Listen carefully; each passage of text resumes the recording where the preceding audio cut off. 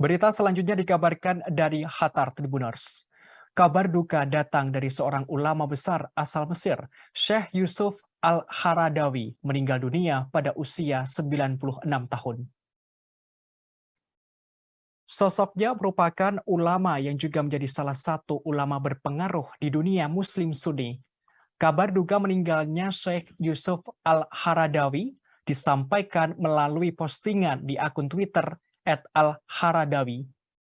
Informasi wafatnya sang ulama tersebut juga disampaikan putranya, Abdul Rahman Yusuf Al-Haradawi, di akun Twitternya.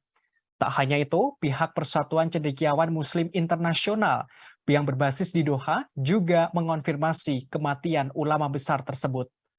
Jenazah Syekh Yusuf Al-Haradawi disalatkan di Masjid Imam Muhammad bin Abdul Wahab, Doha, Qatar, pada Selasa 27 September.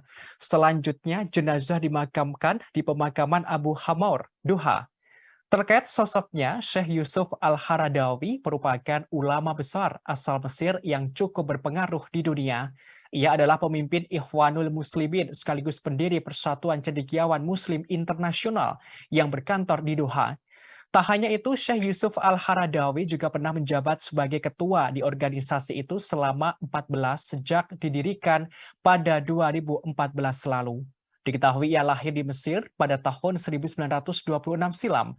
Setelah pindah ke Qatar pada tahun 60-an, ia sangat jarang kembali ke Mesir.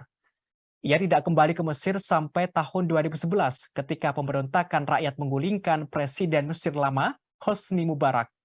Selama hidupnya, Haradawi telah menuliskan lebih dari 120 buku. Tak hanya itu, ia juga telah merilis lebih dari 50 hingga 60 publikasi lain yang berbicara kepada sebagian besar komunitas Muslim global. Haradawi juga sering berbicara tentang isu-isu modern, termasuk segala sesuatu mulai dari pemilihan umum, demokrasi, hingga masalah keadilan sosial.